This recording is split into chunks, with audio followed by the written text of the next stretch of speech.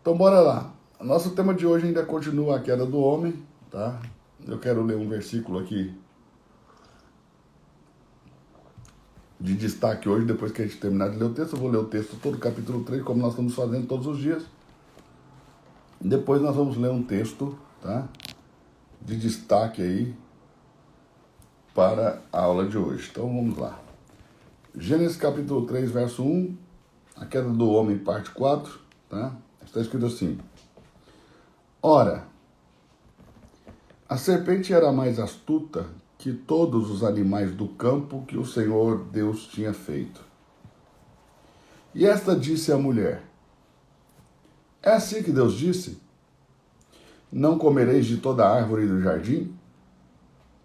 Disse a mulher à serpente: Do fruto das árvores do jardim comeremos. Mas do fruto da árvore que está no meio do jardim, disse Deus: Não comereis dele, nem nele tocareis, para que não morrais. Então a serpente disse à mulher: Certamente não morrereis. Porque Deus sabe que no dia em que dele comerdes, se abrirão os vossos olhos e sereis como Deus, sabendo o bem e o mal. Viu a mulher que aquela árvore era boa para se comer, e agradável aos olhos, e desejável para dar entendimento. Tomou do seu fruto e comeu, e deu também ao seu marido, e ele comeu com ela. Então foram abertos os olhos de ambos, e conheceram que estavam nus, e coceram folhas de figueira, e fizeram para si aventais. E ouviram a voz do Senhor Deus que passeava no jardim pela viração do dia, e esconderam-se Adão e sua mulher da presença do Senhor Deus entre as árvores do jardim. E chamou o Senhor Deus a Adão e disse-lhe: Onde estás? E ele disse: Ouvi a tua voz soar no jardim. Tive medo, porque estava nu, me escondi. Então disse Deus, né? E Deus disse: Quem te mostrou que estava nu? Comeste tu da árvore que ordenei que não comesses? Então disse Adão: A mulher que me destes por companheira, ela me deu da árvore e eu comi. Um sinal, né, gente? Então, continuando. A mulher que me deste por companheira, ela me deu da árvore e eu comi. Então disse o Senhor Deus à mulher: Por que fizestes isso? Disse a mulher: A serpente me enganou e eu comi. Então o Senhor Deus disse à serpente: Porquanto fizestes isto, maldita serás mais do que toda a fera do campo, mais do que todos os animais. Sobre o teu ventre andarás e pó comerás todos os dias de tua vida. Porém, inimizade entre ti e a mulher, entre a sua semente e a sua semente, entre a tua semente e a sua semente. Essa te ferirá a cabeça e tu lhe ferirás o calcanhar. E a mulher disse: Multiplicarei grandemente a tua dor e a tua conceição. Com dor darás à luz a filhos, e o teu desejo será para o teu marido, e ele te dominará. E a Adão disse: Porquanto destes ouvido à voz de tua mulher, e comeste da árvore que te ordenei que não deverias comer, maldita é a terra por causa de ti. Preste atenção nesse texto. Maldita é a terra por causa de ti. Preste atenção nessa parte. Maldita é a terra por causa de ti. Marca aí com marca-texto, se você puder, pinte aí. Maldita é a terra por causa de ti. Se você puder, escreva isso nos comentários, tá? Deus fala para Adão: Maldita é a terra por causa de ti. Então a terra vai se tornar um lugar de maldição e um lugar amaldiçoado pelo próprio Deus, tá? Com a queda do homem, a terra se torna um lugar de maldição e um lugar amaldiçoado pelo próprio Deus. Foi Deus quem amaldiçoou a terra. Ele está declarando: Maldita é a terra por causa de ti. Quer dizer, na verdade a terra é maldita por culpa de Adão, por causa de Adão, mas quem proferiu essa sentença, quem proferiu essa palavra foi Deus, ok? Com dor comerás dela todos os dias de tua vida. Espinhos e cardos também te produzirá. Comerás da erva do campo, no suor do teu rosto comerás o teu pão, até que tornes a terra. Porque dela foste tomado, porquanto és pó, e em pó tornarás. E chamou Adão o nome de sua mulher Eva, porquanto era mãe de todos os viventes. E fez o Senhor Deus a Adão e a sua mulher túnicas de peles, e os vestiu. Então disse o Senhor Deus: eis que o homem é como um de nós, sabendo o bem e o mal. Ora, para que não estenda sua mão, e tome também da árvore da vida, e coma e viva eternamente, o Senhor Deus, pois, lançou fora do jardim do Éden para lavrar a terra de que fora tomado.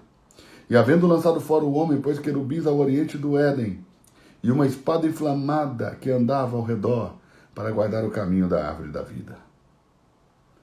Então, esse é o texto que nós estamos lendo todos os dias, vai do capítulo 3, verso 1 até o capítulo 3, verso 24, falando da queda do homem. E hoje eu quero falar do segundo estágio da queda do homem, né? Anote isso aí se você quiser. Na história da queda do homem, o homem caiu 4 vezes.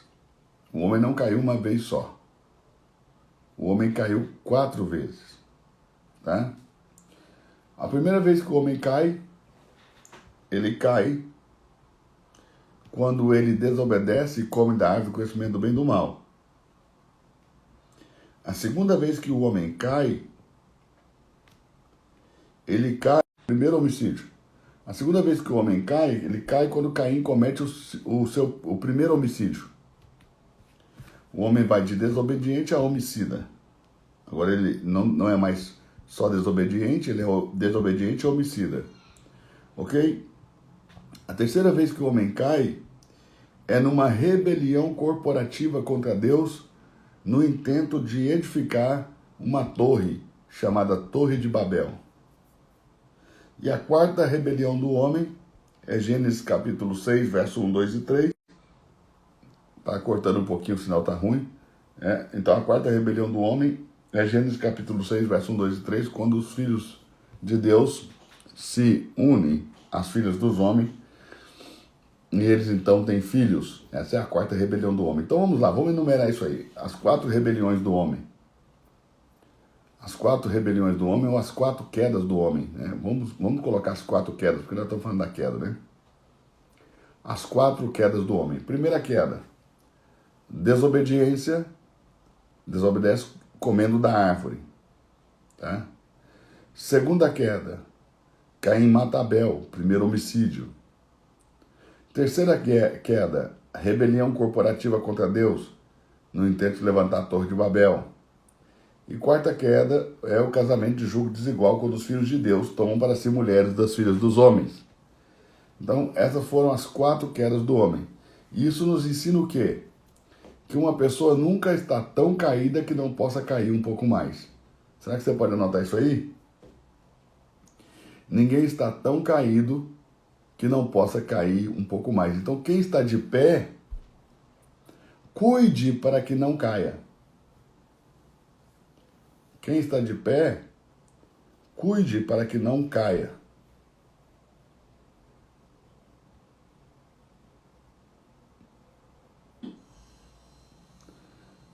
Então, a quarta queda do homem é quando os filhos de Deus tomam para si mulheres das filhas dos homens. Gênesis 6, tá? Essa é a quarta queda. Gênesis 6. Então, ninguém está tão caído que não possa cair um pouco mais. Eu acho que esse é o ensinamento da noite, né? Quem está de pé, cuide para que não caia, porque ninguém está tão caído que não possa cair um pouco mais. Você vai ver que o homem cai 4 vezes aqui, né, na sua queda. Ele desobedece, ele é homicida, agora é desobediente homicida. Depois ele é desobediente, ele é homicida. E ele é rebelde, porque ele faz uma rebelião corporativa contra Deus no intuito de construir a torre que chega até Deus, que é Babel, a Torre de Babel. E depois da rebelião, a quarta rebelião do homem, quando o casamento de julgo desigual, que os filhos de Deus tomam para si mulheres das filhas dos homens. Ok? Há um detalhe sobre Babel, né? Que Babel se contrapõe à igreja, né? Babel se contrapõe à igreja. Babel é o contrário da igreja. A maneira que se edifica Babel, uma Babel, é totalmente diferente do que se edifica uma igreja. Observe, a igreja, ela é edificada com pedras. Quando se construiu o templo de Salomão, ele foi feito de pedras, pedras lavradas nas pedreiras. E do que a pedra fala? A pedra fala de um material natural. A pedra fala de algo natural, de uma matéria-prima natural, ok? Extraída da natureza.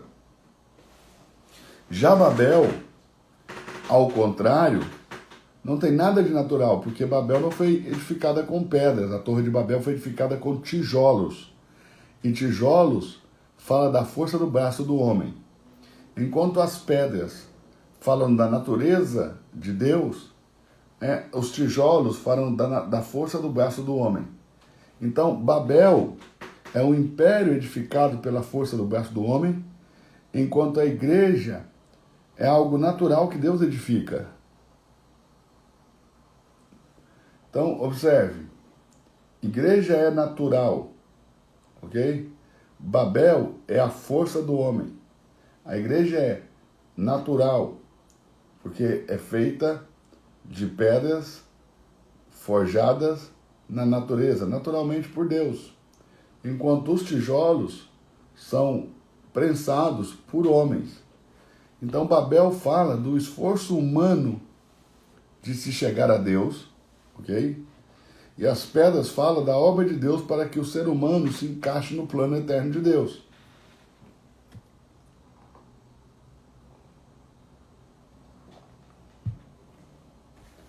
Quem está pegando? Isso é uma boa curiosidade. Então, eu quero tentar aqui nesse período que nós temos, que é pouco, nesses poucos minutos que nos restam, falar com vocês acerca de algumas coisas, aconteceram algumas coisas. Toda hora a conexão baixa aqui, eu não sei o que está acontecendo. Eu estava no Wi-Fi, travou tudo. Voltei pro Wi-Fi aqui, vamos ver se vai dar certo agora. Tá bom para você aí, a imagem? Você tá me ouvindo bem? A imagem tá boa? Me dá uma dica aí, porque como não tem retorno aqui, eu não sei se você tá me ouvindo bem, se tá me vendo bem. Dá um retorno aí se você puder. Diga alguma coisa aí, me dá um sinal.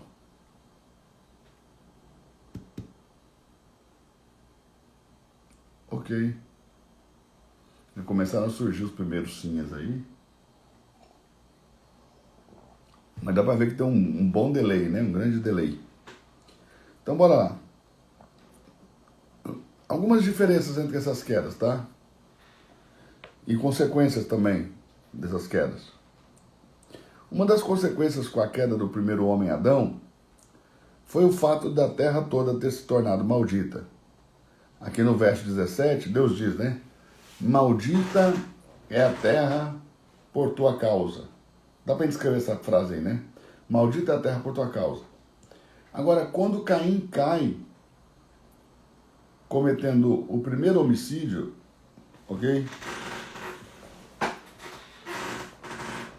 Esse pecado vai afetar diretamente a terra novamente.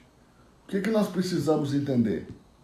É que os nossos pecados afetam diretamente a terra em que nós vivemos.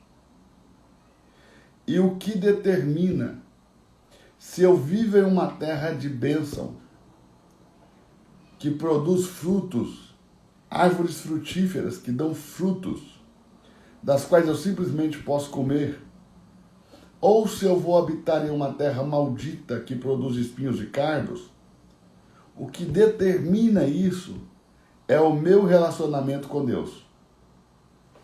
Ou seja, a terra onde eu vivo, ok? Ela é exatamente o reflexo da minha relação com Deus. É a minha relação com Deus que determina se eu vou viver em uma terra de abundância, de prosperidade, de paz, ou se eu vou viver numa terra de escassez, de dor e de maldição, de espinho, de coisas amargas, ok? Por quê? Porque quando Adão peca, quando o relacionamento de Adão, que era um relacionamento como? Pautado em quê?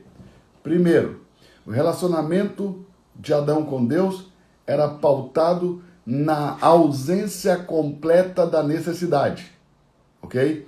Adão não tinha nenhum tipo de necessidade no jardim. Então, se há ausência completa de necessidade, o relacionamento entre Adão e Deus não é um relacionamento apotropaico. Anote isso aí. O relacionamento de Adão com Deus não pode ser com a ausência da necessidade, não é um relacionamento apotropaico. Então, o apotropismo não é a base da relação do homem antes do advento do pecado. Mas o apotropismo, ele se torna a base do relacionamento entre o homem e a divindade após o advento do pecado.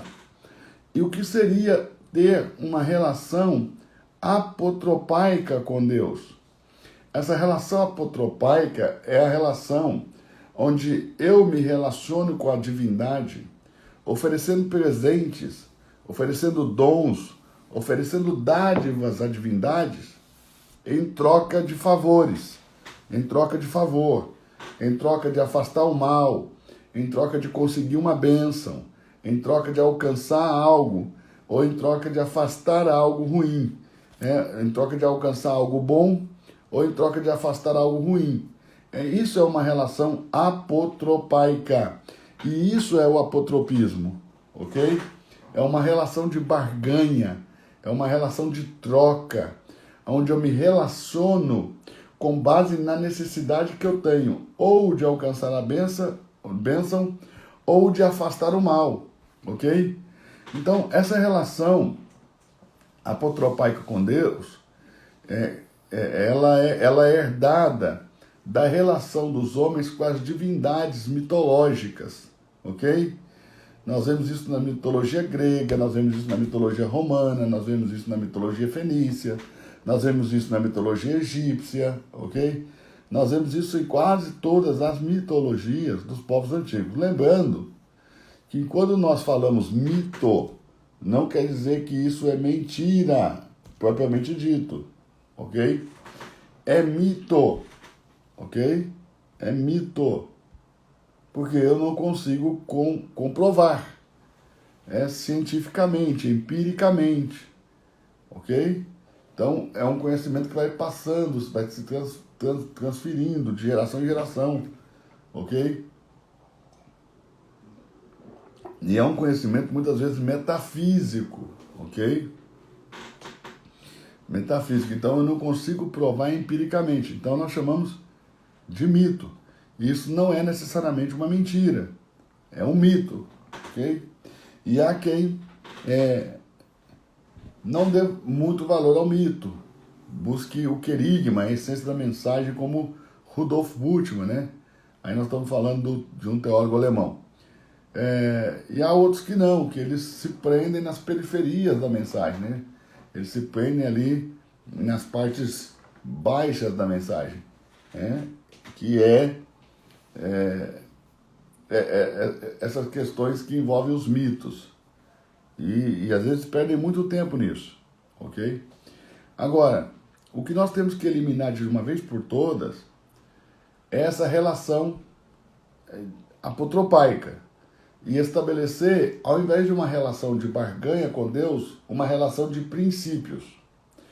Quando eu quebro um princípio, não é Deus que me mata, eu só sofro a consequência, eu morro, ok? Então, presta atenção, quando Adão quebrou o princípio que estava estabelecido na árvore do conhecimento do bem e do mal, quando Deus disse, dessa árvore você não vai comer, Deus não matou ele, Deus não foi lá matar ele. Deus nem sequer disse, se você comer eu te mato. Deus disse, se você comer, certamente morrerás. Como uma consequência natural de quebrar o princípio. É a morte.